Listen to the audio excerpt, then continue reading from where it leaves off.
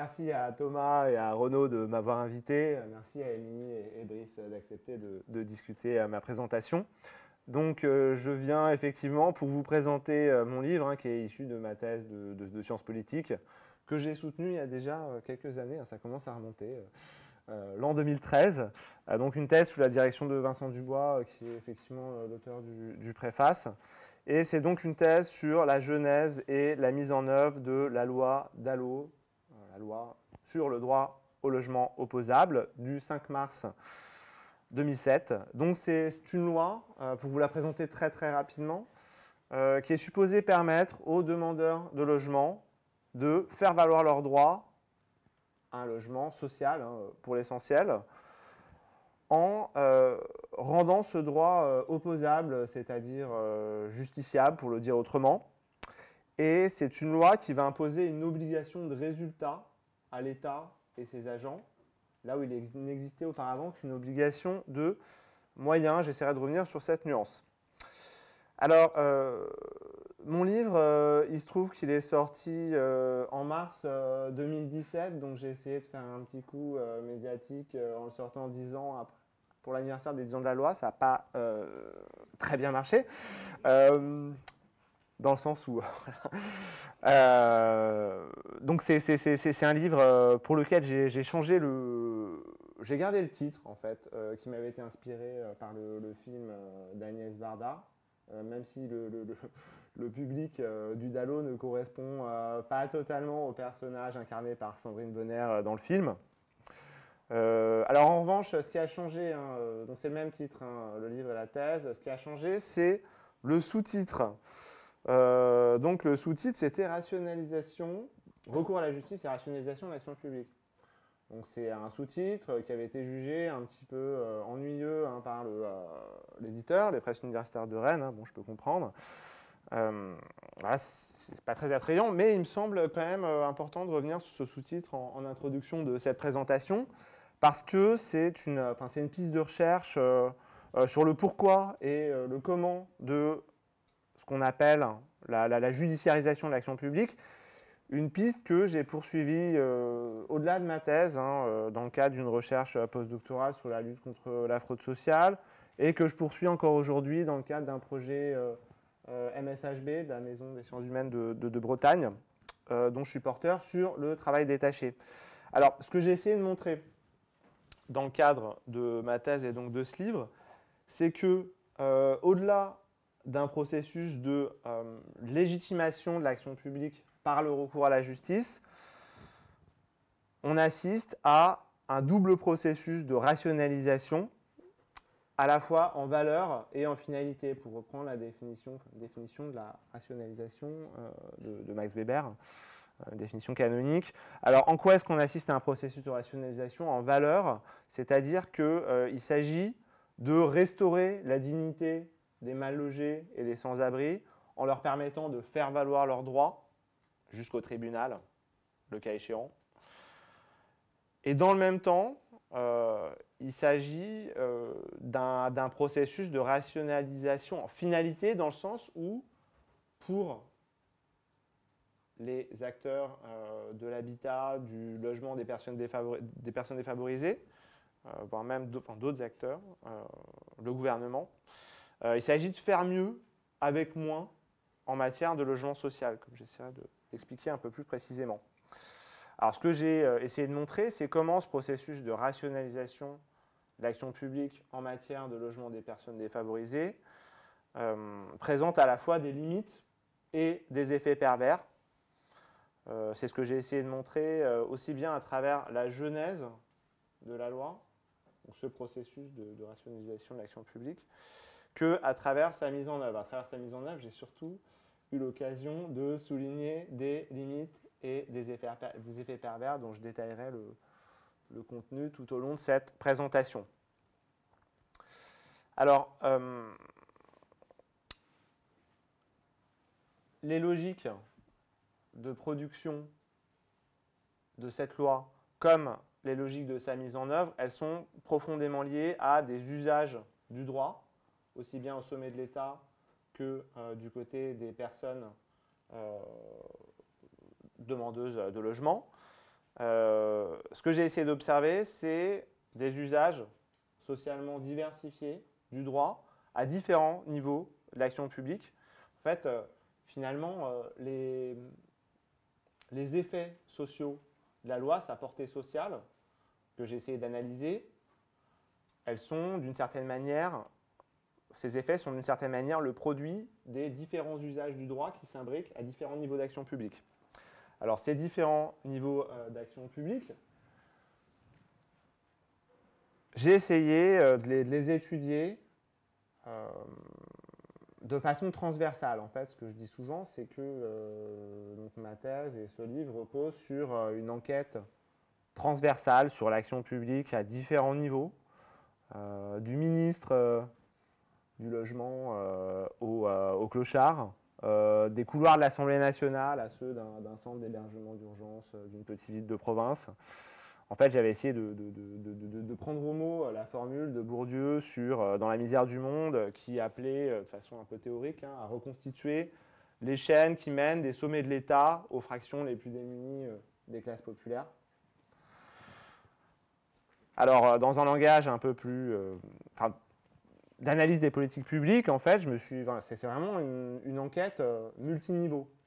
Alors, à la suite de Nicolas Bélorger, je suis obligé de lui rendre hommage, d'autant plus en ces lieux, à l'école des hautes études en santé publique, donc qui a étudié les réformes de l'hôpital. En fait, j'ai distingué 4 niveaux d'action publique, qu'on peut voir apparaître dans ce schéma. Niveau de la conception des normes, celui de la prise de décision en matière d'application de ces normes au niveau local, le niveau de la fabrique des dossiers, et celui des usagers, en l'occurrence les demandeurs de logement. Alors, d'une certaine manière, l'ouvrage, le plan de l'ouvrage, il suit un petit peu un chemin qui va du plus haut niveau jusqu'aux effets en bout de chaîne sur les demandeurs de logement, jusqu'au processus de relogement. Alors, il y a évidemment différentes temporalités, enfin, ces différents niveaux d'action publique qui sont caractérisés par des temporalités qui sont parfois décalées, évidemment. Et donc l'idée, c'était voilà, de vraiment reconstituer toutes ces différentes chaînes de façon empirique. Hein. Ce schéma, il faut savoir que les effets en bout de chaîne, ils peuvent jouer sur la transformation des normes au sommet de l'État. Finalement, il faut s'imaginer que ce schéma, on pourrait l'enrouler. Il y a, comme le dirait Pierre Lascoum, des boucles normatives, en quelque sorte, qui font que les normes évoluent en fonction des résultats de l'application de la loi au niveau des administrés. Alors, pour étudier ces différents niveaux d'action publique, je me suis appuyé sur une pluralité de méthodes et de sources de données. Donc j'ai mixé des méthodes à la fois qualitatives et quantitatives. J'ai mené des observations ethnographiques, notamment en milieu associatif, j'y reviendrai, notamment en ce qui concerne la fabrique des dossiers. Mais aussi dans le cadre de l'observation de démarches des publics que j'ai moi-même accompagné juridiquement pour faire valoir leurs droits. Évidemment, j'ai réalisé de nombreux entretiens à différents niveaux, d'anciens ministres jusqu'aux demandeurs de logement, en passant par des cadres intermédiaires de la fonction publique, ou encore des agents de terrain au guichet de la préfecture. Et donc j'ai mobilisé différentes méthodes, je le disais, des méthodes statistiques notamment et cartographiques, que je détaillerai un peu plus au fur et à mesure. Donc voilà pour la dimension multiniveau de l'enquête et surtout sur l'aspect méthodologique de mon travail. Maintenant, je vais passer à l'histoire du DALO, ou plus précisément à son invention. Je vais essayer de vous détailler rapidement ce qui s'est passé avant la promulgation de la loi en mars 2007, en vous dévoilant un graphique qui n'est pas dans le livre hein, pour différentes raisons, notamment des raisons éditoriales. En fait, j'avais essayé de reconstituer le réseau de relations entre les claims makers du DALO, enfin tous les faiseurs de revendications qui, à partir du début des années 2000, se sont prononcés en faveur d'un projet de loi sur l'opposabilité du droit au logement. Alors en fait, il faut revenir au début des années 2000, au tout début des années 2000 pour voir l'émergence de ce projet. Et en fait, c'est ce projet d'opposabilité du droit au logement, finalement, il a rassemblé progressivement un nombre d'acteurs, de représentants d'institutions, notamment d'associations, mais aussi des personnalités politiques de plus en plus nombreuses et diversifiées, à droite comme à gauche. Alors, ce que j'ai essayé de mettre en valeur sur ce graphique, qui est le produit d'une analyse de réseau, c'est les relations entre l'ensemble des représentants d'organisations signataires de déclarations publiques en faveur de l'opposabilité du droit au logement, que ce soit des dirigeants d'associations, des députés qui ont déposé des projets de loi ou qui les ont signés, ou encore des hauts fonctionnaires multipositionnés. Alors ça va en fait sur un axe gauche-droite, ça va de Christine Boutin jusqu'à la présidente du GISTI, voilà, enfin, des gens qui a priori n'ont pas grand-chose à voir entre eux, mais qui finalement ont convergé au début des années 2000 vers cette revendication d'un droit au logement opposable. Alors ce que j'ai essayé de montrer, c'est ce qui les rapproche finalement, c'est pas tant une idée partagée qu'un tissu de relation. Alors dans ce tissu de relation, il y a une instance qui rassemble des individus multipositionnés qui apparaît particulièrement centrale, c'est le Haut Comité pour le logement des personnes défavorisées. Donc c'est une forme de lieu neutre au sens de Bourdieu et Boltanski. Donc c'est une instance en fait qui avait été créée sur mesure pour l'abbé Pierre dans les années 1980. Et en fait c'est une instance au sein de laquelle on va assister à une forme de neutralisation des oppositions droite-gauche et au sein de laquelle ce qu'on peut noter comme trait le plus particulier, c'est une matrice de socialisation commune, à savoir le catholicisme social. C'est très important. C'est très important et c'est au sein de ce Haut Comité pour le logement des personnes défavorisées que le projet va être de plus en plus développé, précisé et que va se développer l'idée qu'il s'agit de faire accéder aux droits les demandeurs de logement. Ça doit permettre de restaurer leur dignité, la dignité humaine des mal logés, qui seraient réhabilités dans leurs conditions de citoyens. Finalement, il y a un certain parallèle avec ce que Bernard Ley remonte dans l'invention de l'illettrisme. Et d'ailleurs, il se trouve que celui qui est souvent désigné comme l'inventeur du DALO, le père du DALO, il s'agit de Paul Bouchet, donc le président de la Télé Clermont, qui est aussi très fortement impliqué à Télé Clermont dans la lutte contre l'illettrisme. Qui est par ailleurs particulièrement multipositionné, qui s'avère être également conseiller d'État, président du Comité national consultatif sur les droits de l'homme. Voilà, et c'est lui qui va finalement formuler un projet qui va être porté jusqu'au gouvernement. En 2006, en fait, il y avait un projet d'expérimentation localisé qui était accepté par Dominique de Villepin, mais qui finalement était toujours repoussé. C'est là qu'intervient le fameux mouvement des enfants de Don Quichotte, qu'on associe souvent de façon très forte au DALO. En fait, c'est une forme de piège, dans le sens où les enfants de Don Quichotte, au début de la mobilisation, n'avaient aucune idée de l'existence de ce projet. Donc, ce qui s'est passé, c'est que donc un salarié du Secours catholique a opéré une jonction entre la mobilisation des enfants de Don Quichotte et ATD Quart Monde. Et donc la mobilisation de l'enfant de Don Quichotte, qui a eu le succès médiatique que l'on connaît, enfin voilà, certains s'en rappellent en tout cas, peut-être les plus jeunes, ça c'est de plus en plus éloigné, mais Donc cette mobilisation, particulièrement médiatique en période de campagne présidentielle, donc qui portait au départ sur la dénonciation des conditions d'existence en centre d'hébergement. En fait, ils ont placé la revendication d'une opposabilité du droit au logement en tête de leur revendication, en tête de la charte des enfants du canal, qu'ils ont réussi à faire signer à la majorité des candidats aux élections présidentielles de 2007. À commencer par Nicolas Sarkozy, qui a eu vent du projet par l'intermédiaire d'Henri Guénaud à l'époque. Et c'est comme ça, finalement, que le 1er janvier 2007, dans le cadre de ses vœux présidentiels, Jacques Chirac a annoncé un projet de loi très proche, enfin, voilà, dans une très courte échéance, sur le droit au logement opposable. Voilà.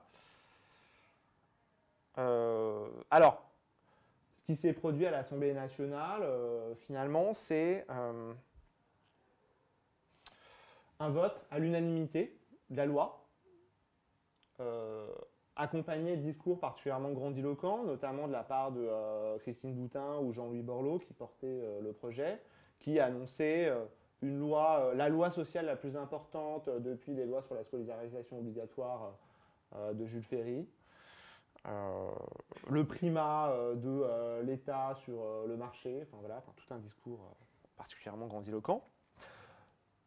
Toujours est-il que quand il s'est agi de rédiger les décrets d'application de la loi, celle-ci a été en partie vidée de sa dimension, sa dimension universelle a été largement remise en question à travers l'énonciation de critères d'éligibilité au dispositif des demandeurs de logement.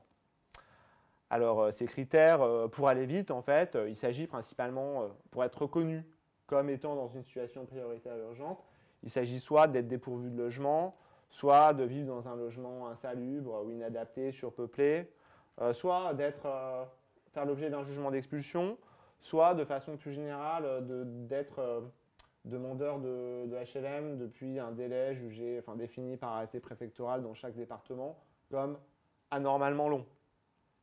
Alors, la loi qui a été rédigée, ces décrets d'application, ils limitent aussi les responsabilités. Alors, il faut savoir que les associations, ce qu'elles réclamaient au début des années 2000, c'était une responsabilité plus forte des collectivités locales, notamment des EPCI, des intercommunalités. Un petit peu sur le modèle écossais, dont je n'ai pas parlé jusque-là, parce qu'il se trouve que la France n'est que relativement pionnière en matière de relogement opposable, dans le sens où l'exemple écossais, donc la loi qui a été promulguée en 2003 par le Parlement écossais, en fait, à la différence du DALO à la française, en fait, va responsabiliser les collectivités locales. Donc c'est les villes qui vont être responsables de l'application du droit au logement. Donc, pour en terminer avec la conception des normes, voilà, donc c'est l'application du dispositif doit révéler des besoins à la fois prioritaires et urgents et localisés dans certains territoires. Par ailleurs, initialement, les condamnations de l'État au titre du DALO pour le non-relogement des ménages devait servir à alimenter un fonds destiné à la construction de logements sociaux, un petit peu comme le fonds qui a été mis en place pour recueillir les fonds liés aux violations de la loi SRU. Alors,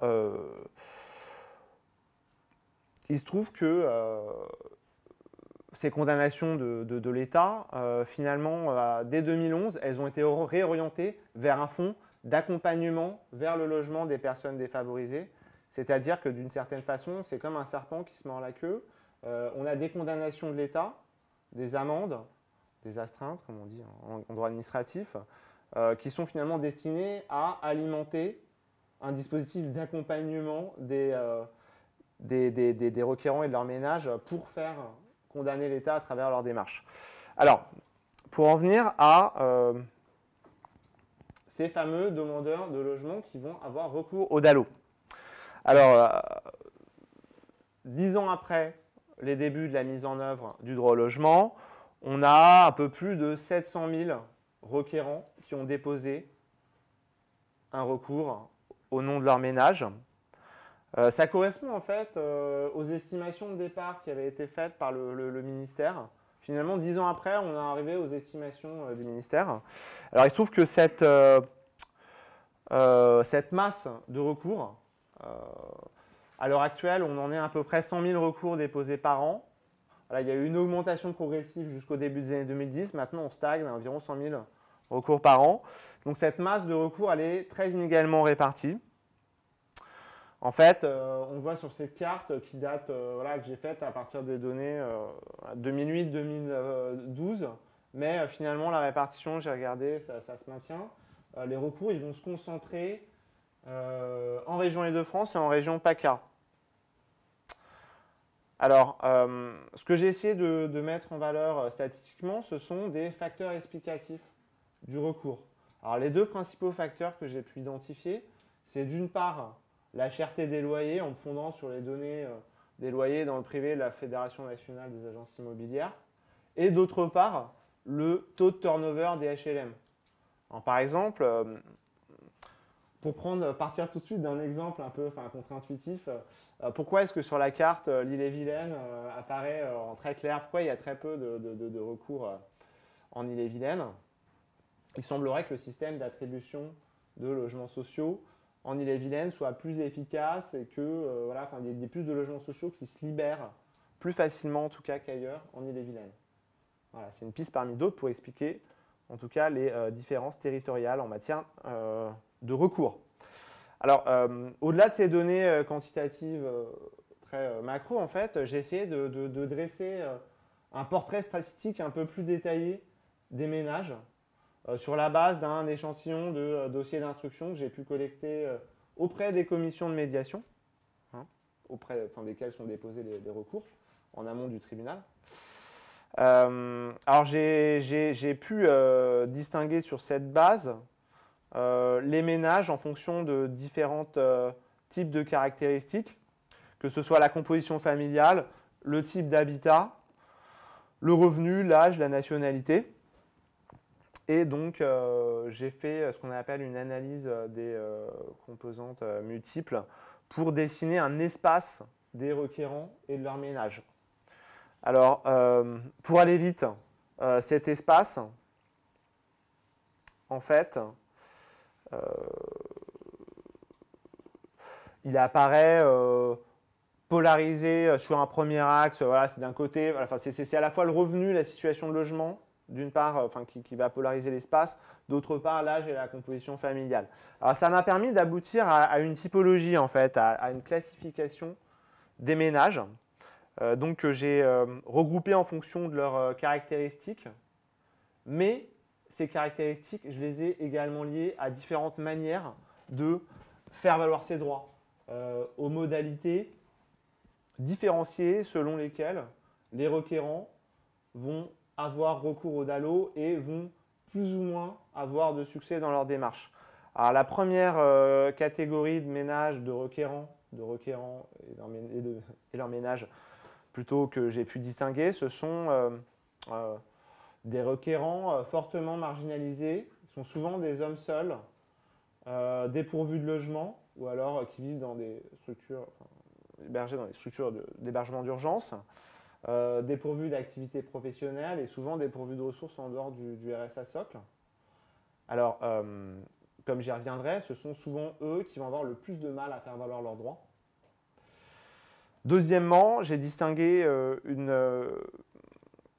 un groupe, sans doute le plus nombreux, un groupe majoritaire, que j'ai appelé de façon un peu schématique, les travailleurs pauvres. Alors, en fait, il s'agit de requérants qui vivent en famille. Il s'agit souvent d'un couple biactif.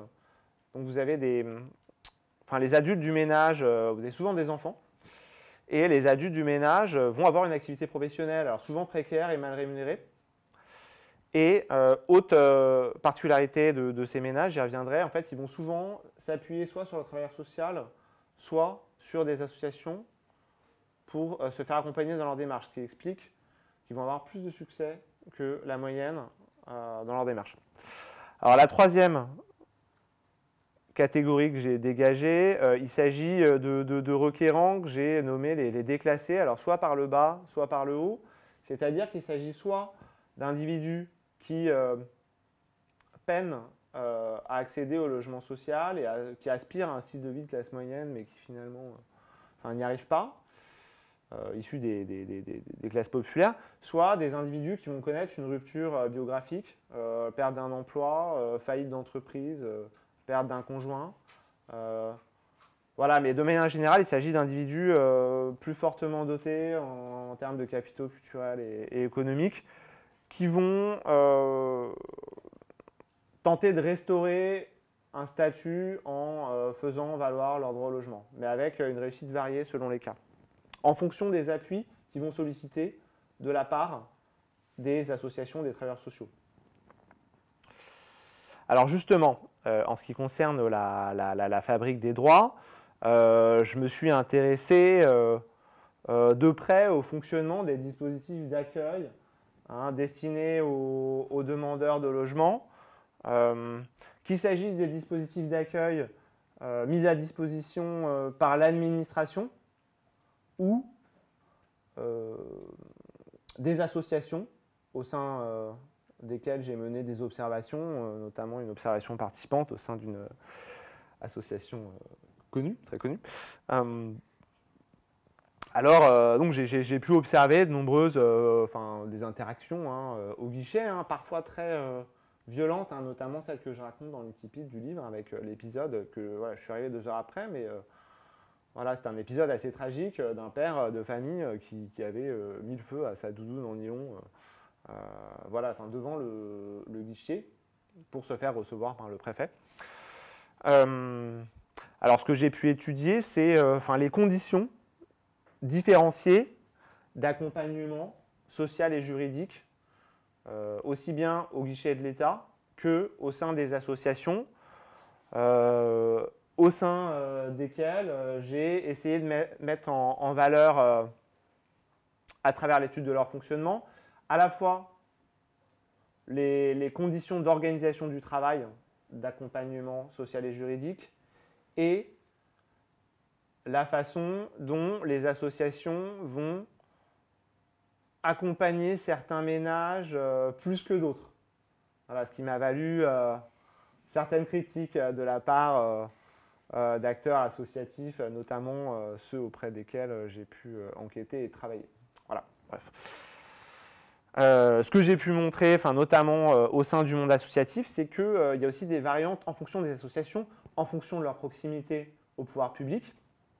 Ce que j'ai pu mettre en valeur, c'est que le degré de rationalisation bureaucratique des associations est différent selon leur positionnement par rapport à l'État, selon leur proximité au pouvoir public.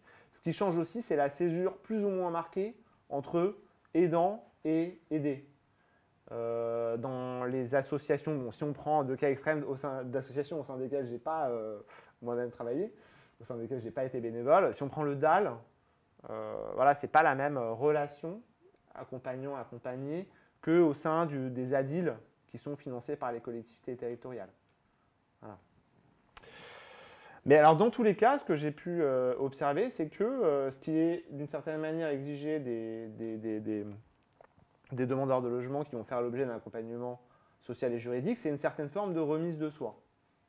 Voilà. Qu'il s'agisse de faire preuve de bonne foi ou d'engagement militant au sein d'un collectif comme le DAL. Alors, pour en venir maintenant à l'instruction et à la décision sur les dossiers qui vont être montés par les demandeurs de logement eux-mêmes ou en collaboration avec des militants associatifs ou des travailleurs sociaux.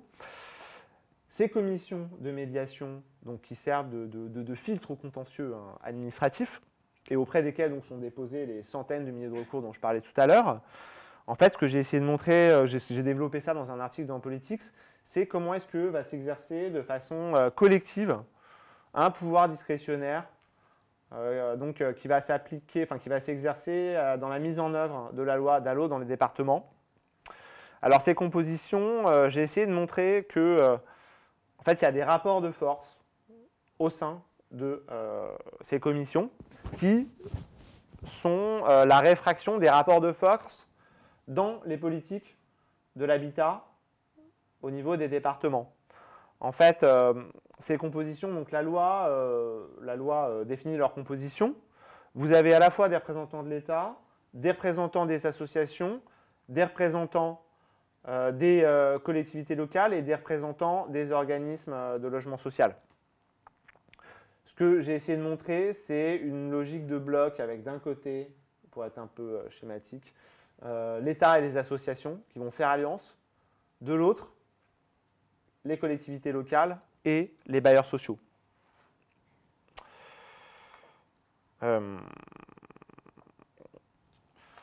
Alors, finalement, ce sont les représentants de l'État et des associations qui vont sortir vainqueurs de ce rapport de force et qui vont largement contribuer à définir les normes d'application localisée de la loi, qui vont prendre parfois une forme, dans l'essentiel des cas, une forme codifiée. C'est-à-dire que chaque commission va établir une doctrine qui, par la suite, au fur et à mesure de l'application de la loi, va s'avérer harmonisée. On va y avoir une sorte de benchmarking qui va être pratiqué entre les différentes commissions sous l'égide du ministère. Donc les présidents des commissions, qui j'ai oublié de le dire, sont pour l'essentiel d'anciens préfets ou d'anciens juges, d'anciens présidents de tribunal administratif. Voilà, ils vont être réunis au sommet, au ministère, à l'arche de la Défense, pour tenter d'harmoniser les pratiques au niveau national. Voilà. Toujours est-il que donc, ces commissions, elles vont traiter, pour certaines d'entre elles, des centaines de dossiers à chaque réunion, pour d'autres, un nombre très limité de dossiers, mais ce que j'ai essayé de montrer, c'est que finalement, cette logique de bloc dont je parlais tout à l'heure, État et associations versus collectivités locales, bailleurs sociaux, on va la retrouver aussi bien à Paris que dans les Vosges. Voilà. Et finalement, les critères de définition des situations prioritaires et urgences tels qu'ils vont être interprétés par les membres des commissions, on va retrouver les mêmes, là encore, de Paris jusque dans les Vosges.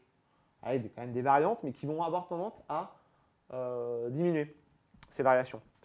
Alors, comment est-ce que les commissions fondent leurs décisions? En fait, elles fondent leurs décisions sur la base des dossiers d'instruction particulièrement détaillés. Donc, il faut savoir que les commissions disposent de nombreux renseignements sur les ménages, des renseignements très précis sur leurs ressources notamment. Et tous ces renseignements vont être synthétisés par les instructeurs des services de l'État. Alors c'est aussi pour ça que l'État finalement va dominer le fonctionnement de ces commissions. C'est parce que l'instruction va être dévolue soit à un personnel préfectoral, soit à des associations qui vont faire l'objet d'une délégation de service public moyennant finance.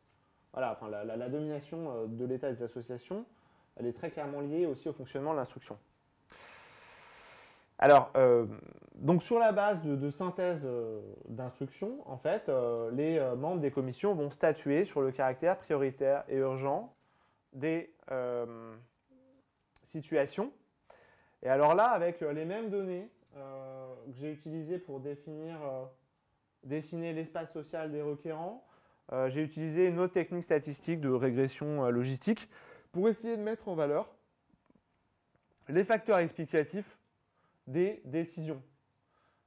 J'ai essayé de mettre en valeur les caractéristiques les plus déterminantes de la validation ou au contraire du rejet des recours des ménages. Et alors là, finalement, j'ai pu avoir la confirmation statistique de certaines hypothèses que j'avais élaborées à travers l'observation des réunions. Alors, pour prendre un par un les facteurs les plus déterminants, on va commencer par l'âge. Alors, il se trouve que les requérants les plus jeunes ou au contraire les plus vieux, moins de 25 ans, plus de 60 ans, vont se retrouver, vont avoir moins de chances que les autres, toutes choses égales par ailleurs, enfin, entre guillemets, de valider leur recours. Alors, ça fait écho à des choses que j'avais pu, enfin, des réflexions que j'avais pu entendre en commission, comme par exemple une agent de la préfecture qui disait que, on n'allait pas donner un HLM à un jeune couple, parce que voilà, elle disait, bon, si on leur donne le RSA plus un HLM, ils vont rester chez eux toute la journée à fumer du shit. Voilà, c'est un exemple des choses qu'on entend en commission. Bon, après, c'est parfois une forme de second degré aussi, voilà, ça fait partie de la création d'un entre-soi, on va dire, professionnel. Et par ailleurs, donc, les personnes âgées vont se retrouver exclues de l'accès aux droits parce qu'elles vont être considérées comme insuffisamment autonomes pour accéder, se maintenir dans un logement social. En ce qui concerne la composition familiale, alors il se trouve que les familles vont être valorisées, mais plutôt les couples avec des enfants que les familles monoparentales. Alors pour vous citer encore un extrait de réflexion que j'avais entendu en commission, donc là c'était une représentante des bailleurs qui faisait une blague qui expliquait que une femme avec 4 enfants qui en attendait un 5e et donc voilà, qui répondait à différents critères d'éligibilité à la loi, elle leur a préféré lui donner lui offrir une boîte de capote plutôt qu'un statut prioritaire. En ce qui concerne l'activité professionnelle,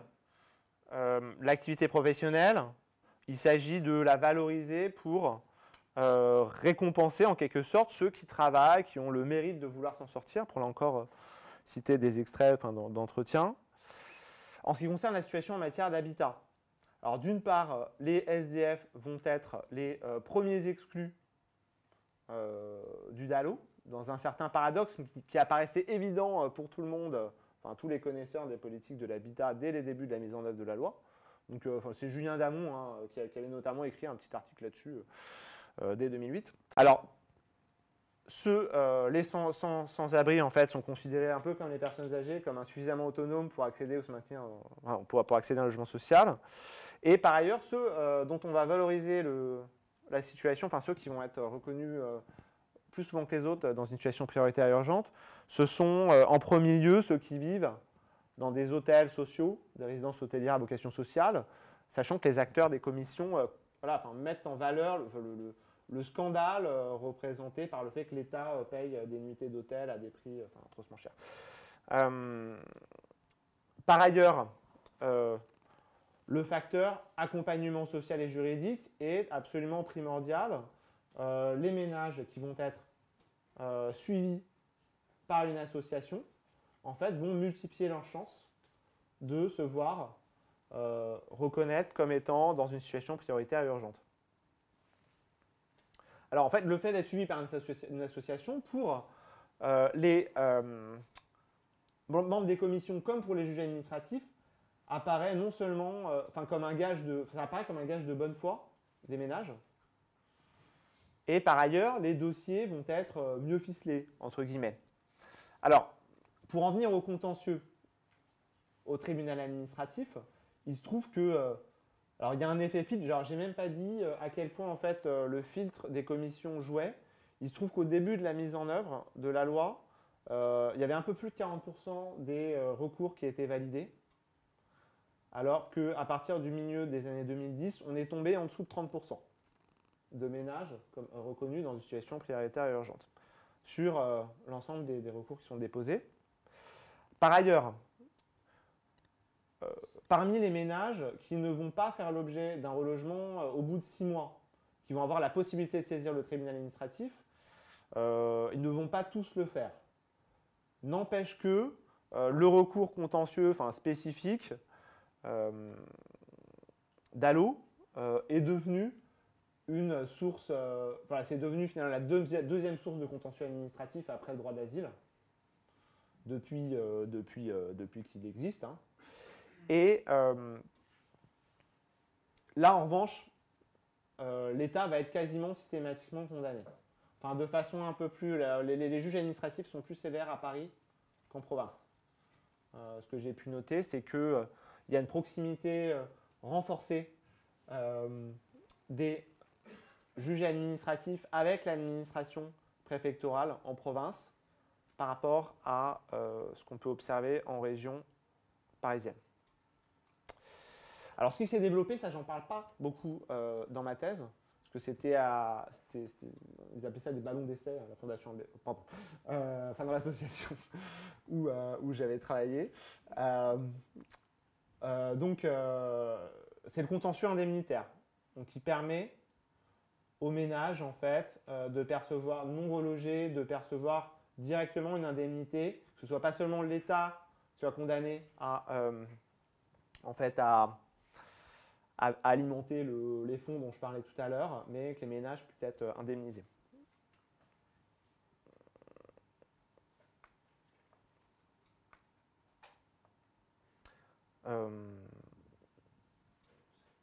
Ok. Alors, ce qui se passe au tribunal, en fait, finalement, alors là, j'ai aussi fait des statistiques avec un échantillon de jugement au tribunal parisien. Ce que j'ai pu observer, c'est finalement l'application d'un barème. L'application d'un barème qui a été défini en amont par le tribunal administratif de Paris, qui a eu tendance progressivement à s'appliquer à l'ensemble des tribunaux administratifs concernés.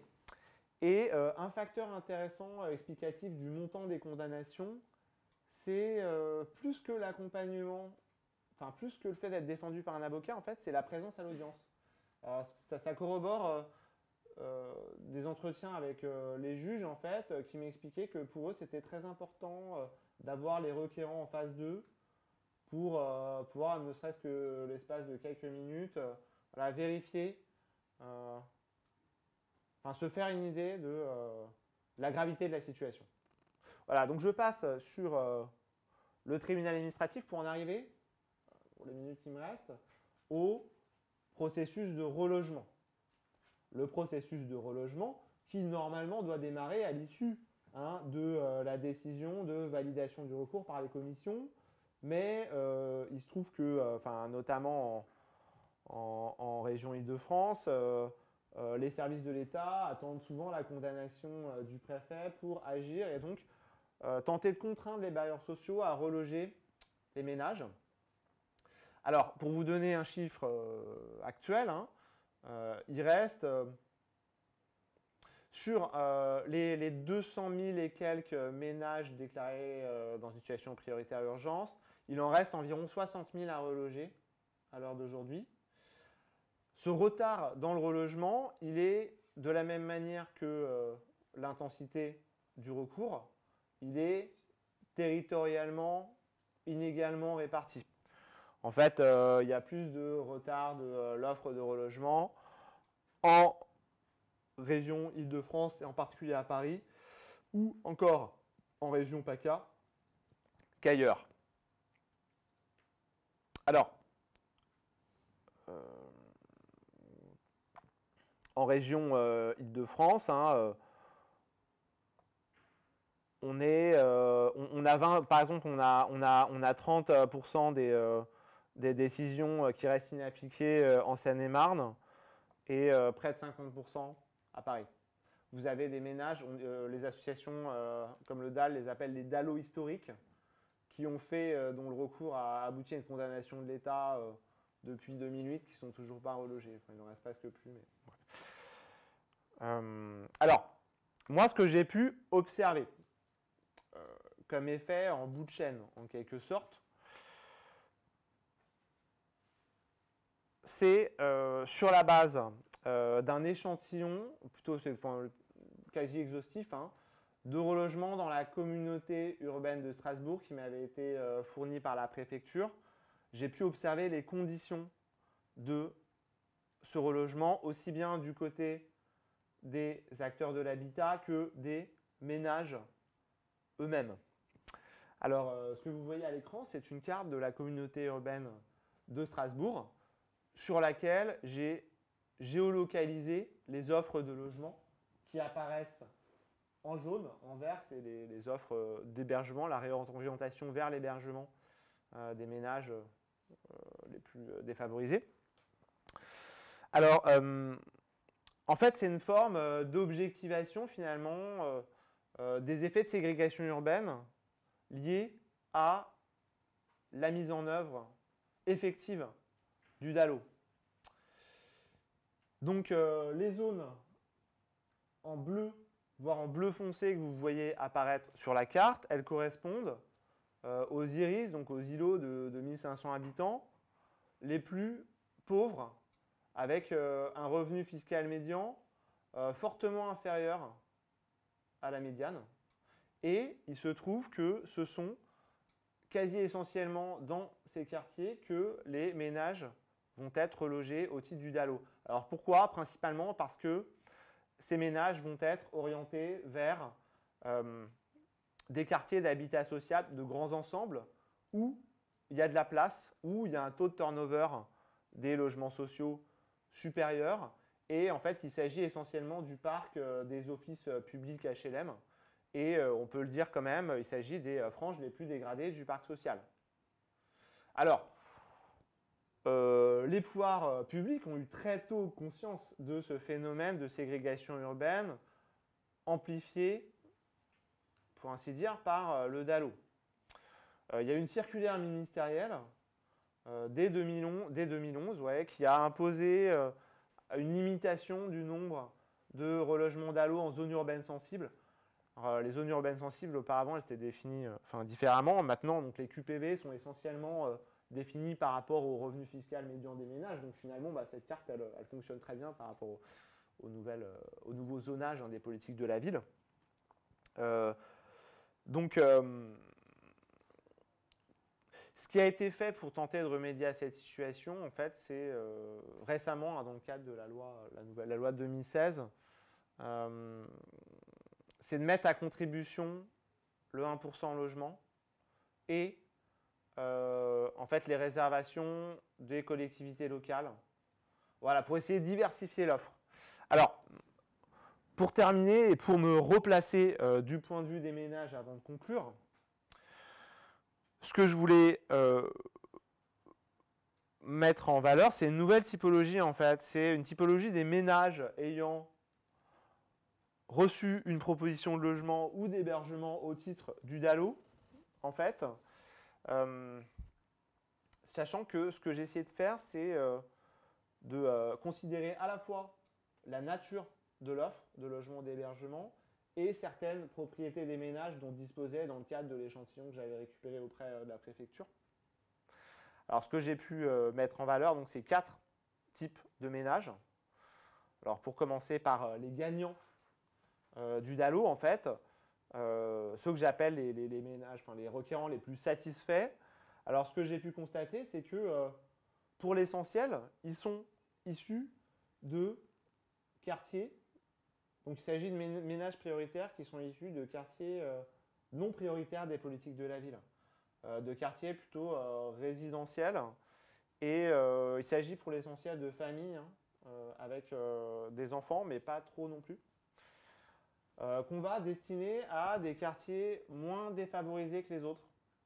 À l'inverse des requérants déçus de l'application du DALO. Alors, ce que j'ai pu observer notamment à Strasbourg, mais qui correspond finalement à la situation de la majorité des grandes agglomérations de province, même si c'est un petit peu moins vrai à Paris, c'est un fort taux de refus des ménages, un fort taux de refus des ménages, oui, des offres de logements qui leur a été proposées. Alors, ce qui a extrêmement surpris les acteurs institutionnels, que ce soit du côté de l'État, des représentants de l'État, aussi bien au plus haut niveau qu'au niveau des départements ou du côté des associations, c'est l'importance de ce taux de refus. Donc des ménages qui, pour certains d'entre eux, attendent depuis des années un logement social, en fait, se révèlent insatisfaits, soit pour des raisons d'éloignement de leur lieu de travail, soit pour des raisons liées à l'éloignement de leur famille, mais aussi et surtout, c'est quand même, ça ressort de façon assez importante.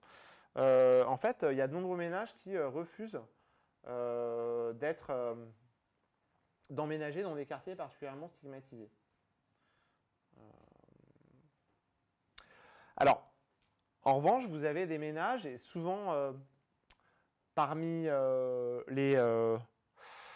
ceux qui sont issus de structures d'hébergement, ou qui sont déjà, qui habitent déjà souvent chez un tiers, dans un logement social d'un quartier de grands ensembles d'habitat social, eux, ils vont plus facilement accepter les offres qui vont être formulées en leur faveur. Et enfin, donc, vous avez une nouvelle forme d'exclusion de l'accès au droit qui va se manifester malgré en fait, la reconnaissance du caractère prioritaire et urgent. Il faut savoir qu'il y a un peu plus de 10% des ménages théoriquement bénéficiaires du droit au logement qui vont se retrouver réorientés vers une offre d'hébergement. Voilà. C'est ceux que j'appelle les résignés. Voilà. Je développe ça dans un article dans le gouvernement et Action publique. Alors, il me semble qu'il faut que je conclue. Ouais. Rapidement, pour essayer de monter un petit peu, remonter un petit peu en généralité, ce que j'ai essayé de montrer dans le cadre de ma thèse et donc de ce livre, qui suscite parfois voilà, certaines récriminations de la part des acteurs associatifs qui peuvent se sentir visés à différents niveaux. C'est une forme de récupération de la critique sociale par le droit, portée par la société civile, que ce soit dans le cadre de l'élaboration des lois, de la conduite de l'action publique, mais aussi de la mise en œuvre sur le terrain, finalement, d'une politique publique.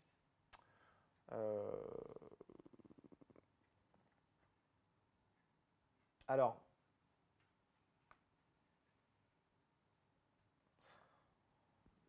finalement, on aura sans doute l'occasion d'en discuter, ce que j'essaye de montrer, c'est une forme d'intégration des contre-pouvoirs dans le cadre d'un processus de judiciarisation de l'action publique. Alors, deuxième point de conclusion, j'essaye d'aller à l'encontre d'une forme d'opposition souvent mise en valeur entre gouvernement par le droit et gouvernance par les nombres. En fait, je me positionne à la fois avec et contre quelqu'un comme Alain Supiot, qui écrit des choses extrêmement intéressantes, hein, en essayant de montrer, donc, à travers l'analyse de la mise en œuvre du DALO, que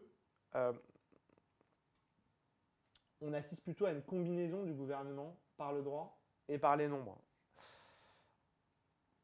Pour revenir sur le DALO doit fournir une estimation des besoins d'action publique en matière de logement, d'autant plus juste que cette estimation va se fonder sur le recours à la justice. Alors, ce type de gouvernement par les nombres combiné avec le gouvernement par les droits, on va le retrouver dans différents domaines des politiques sociales. Peut-être qu'on pourrait y revenir dans le cadre de la discussion. Alors, par ailleurs, pour terminer, ce que j'ai essayé de montrer dans le cadre de ma thèse et donc de cet ouvrage, c'est une forme de ciblage accru des politiques sociales.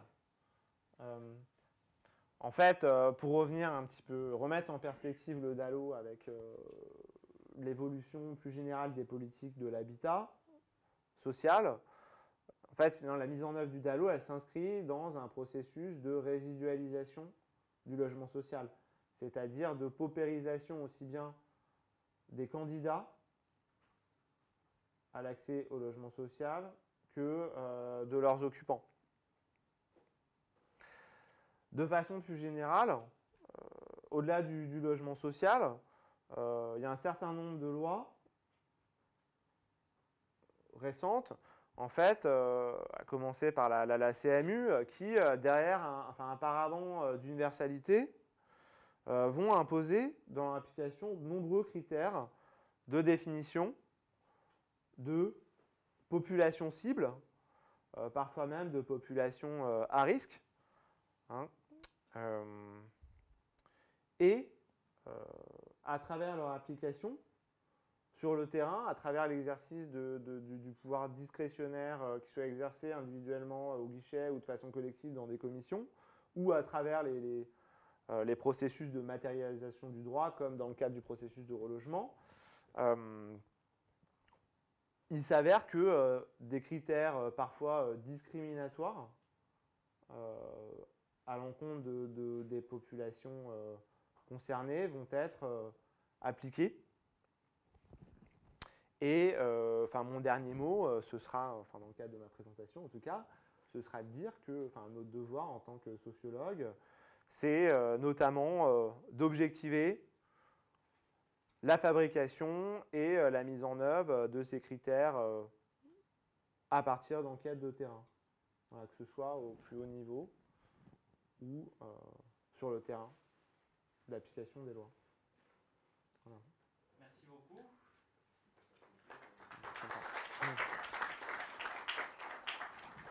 Voilà, on n'avait pas menti sur la marchandise, l'exemple d'application sur la sociologie de l'action publique. Merci beaucoup. Je laisse la parole à Brice. On se connaît tous. Je peux présenter rapidement.